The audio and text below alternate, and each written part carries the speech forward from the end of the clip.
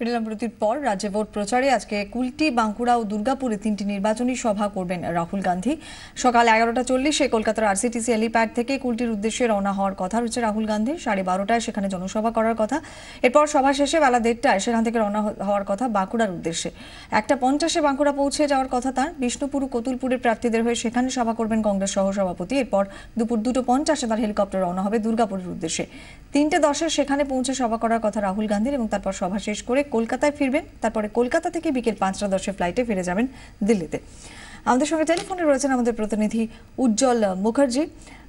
উজ্জ্বল, আজকে রাহুল গান্ধীর এই যে রাজ্যের নির্বাচনী প্রচার সভা, নিঃসন্দেহে তা বাম এবং কংগ্রেস জোটের যারা প্রার্থীরা রয়েছেন তাদের জন্য অত্যন্ত আশাব্যঞ্জক, কিন্তু সব মিলিয়ে বাম কংগ্রেস জোটের পালে কতটা হাওয়া দেবে রাহুল গান্ধীর এই সফর এবং রাজনৈতিক তাৎপর্যটাই বা ঠিক কিরকম একটু জানতে চাইবো।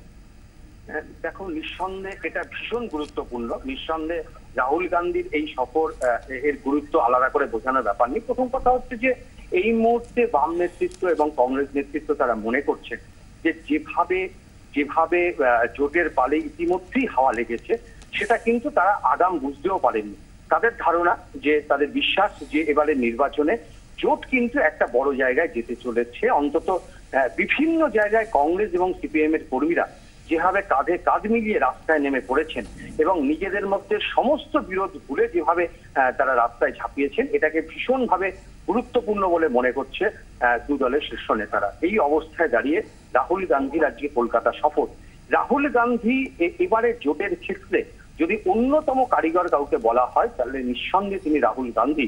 কারণ যখন প্রায় বামেদের সঙ্গে জোট ভেস্তে যাওয়ার মুখে, যখন এরকম একটা অবস্থা তৈরি হয়েছিল যে শেষ পর্যন্ত হয়তো এই জোট আর হবে না, সেরকম একটা জায়গায় দাঁড়িয়ে তার নিজের মাকে রাজি করানো থেকে শুরু করে বাকি কংগ্রেস নেতাদের রাজি করানো এবং অধীর চৌধুরীদের পাশে থাকা, তাদের সিদ্ধান্তকে সবুজ সংকেত দেওয়া, এই গোটা প্রক্রিয়াটা কিন্তু রাহুল গান্ধী দিল্লিতে বসে একার হাতে সামলেছেন।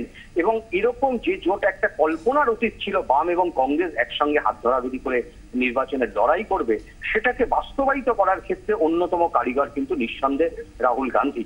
সেই জায়গায় দাঁড়িয়ে আজকে তিনি কলকাতায় আসবেন। তার দুর্গাপুরে সফর রয়েছে, বাঁকুড়াতে রয়েছে, সেখানে তিনি কুলটিতে রয়েছে, সেখানে তিনি বক্তব্য রাখবেন। সেখানে বাম নেতৃত্ব উপস্থিত থাকবেন। রাহুল গান্ধীর সভা গোটা মঞ্চ মুড়ে ফেলা হয়েছে কংগ্রেস এবং লাল পতাকায়, এবং বাম নেতারা তার পাশে দাঁড়িয়ে বক্তব্য রাখছেন। এই ছবি কিন্তু নিঃসন্দেহে একটা কল্পনাতীত ছবি। সবার নজর থাকবে সেখানে দাঁড়িয়ে কি বলেন রাহুল গান্ধী। অনেক ধন্যবাদ উজ্জ্বল, কথা বলে আমাদের প্রতিনিধি উজ্জ্বল মুখার্জির সঙ্গে। তবে বাঁকুড়াতে শুধু আজ রাহুল গান্ধী থাকছেন তা নয়, প্রচার কর্মসূচি রয়েছে মুখ্যমন্ত্রী মমতা বন্দ্যোপাধ্যায়েরও। তবে প্রথম দফায় যে বিধানসভা কেন্দ্রগুলোতে ভোট, তার কোনোটাতে সভা তিনি করছেন না। দ্বিতীয় দফায় ভোট যে সমস্ত আসনে, তার মধ্যে কয়েকটিতে সভা করবেন মুখ্যমন্ত্রী।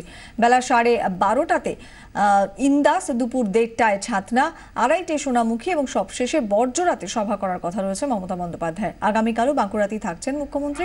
বাঁকুড়া শহরে মিছিল করবেন তৃণমূল নেত্রী। এর পাশাপাশি কালও 2টি জনসভার কর্মসূচি রয়েছে মুখ্যমন্ত্রীর।